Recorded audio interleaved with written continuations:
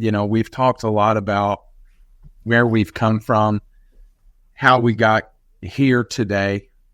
Just to preface everything as we get going, I was the kid that left a semester early in college of a public speaking class because I did not want anything to do with the task of speaking out a message and sending a message to an audience, i.e. kind of like what we're doing today.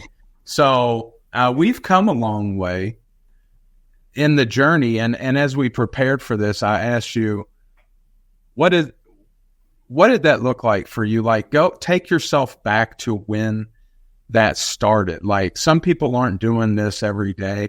And what do some of those first steps look like, or what do you remember those to be like? Sure. So when it began, and when you asked me that, I started thinking, and again, I was not an avid reader growing up. I have a comprehension problem, and something I still work on today. And so audiobooks have really became my jam. And when I think about how that started, my mom was actually a Mary Kay sales director, and she did that for 10 to 12 years. And I remember driving around in her car with her, listening to cassette tapes. And I'm really telling my age here because some folks might not even know what a cassette tape is. And I just remember listening to Mary Kay. It's a cosmetic industry, branded on faith and family and career. And so I remember listening to that. And one of the quotes that Mary Kay Ash, was, "If you think you can, you can. If you think you can't, you're right." Mary Kay Ash. And wow, think about that. I mean, it's the power of your thoughts. And there's so much that happens in your self journey when you start shifting your perspective at the way that you look at things. And one of those things that came to mind is actually this past February. Crazy story. This past February, our car was actually stolen from our garage. Okay. It was in the middle of the night. It was in February. It was a cold night. It was like 2 days after the Super Bowl game. And I'd pulled in, I'd closed the garage. I know you're not supposed to, but I leave my keys and my purse in there. I know you're not supposed to. I don't do that anymore. Search our address. So I jumped in, or that morning I got up, I was making the kids breakfast, getting ready to go. I walk out to grab waters out in the garage, and I was like, where's my car? Where's the car? And so I run back. I'm looking for David. I thought he had left with our car and didn't tell me. Lo and behold, David's there, and he's like, I don't have your car. So I'm like, I think someone stole our car.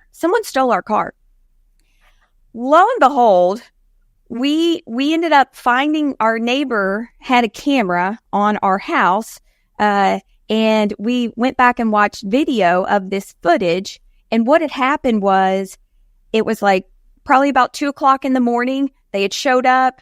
They actually got into David's passenger side of the car because that was unlocked. We've learned a lot of lessons from this experience. I just want to let you all know ahead of time, as bad as it sounds. And so they got in. His keys were not in the car, but the garage door opener was. So they took that, ran off, ran around the block, came back, and actually opened the garage, got into my car, just stole my purse and took off, went around the block again, and then came back, figured out they had my key fob in my purse, and then stole my car. They ran over an electrical outlet. So it was crazy. It was so crazy to see footage of your car through the neighborhood app, just floating around for hours on end. But here is the shift in perspective that I really want to share with you all is, in that moment, after kind of the shock set in for a moment, and David was frustrated and I was frustrated myself. But you know what I was thankful for in that moment? I was thankful that I had grabbed, my daughter is a competitive dancer, and that night I'd come home, I'd just gotten her brand new 3 costumes, rhinestone. Any dancer moms out there, cheer moms, you know what the rhinestones cost, and you know the amount of time that it takes to put on those costumes. And that night something came over me and said, hey, Lindsey, you need to get all the costumes out of the car. Okay, let's not leave them in here. It was a God thing. There's no doubt about that. And so I took the costumes out and I looked at him. I said, I know my car's stolen, but I'm just so thankful that I got those dance costumes out because she had competition that weekend and there was no replacing that, right? Only a dance mom would understand what you're saying right now, because I certainly did not at the moment. But it is, I mean, I guess the point is like, and I can relate, 5 minutes later from that point, I had to jump in the car and take our two older kids to school. And it's like, they're like, Eddie, what's going on? Where's the car? Who got here? What? You can only imagine the questions from a 10 and a 7-year-old, 10 and a 8-year-old about what just happened. And thank God for our routine. And thank God for what we had begun years prior. And that is why you want to grow.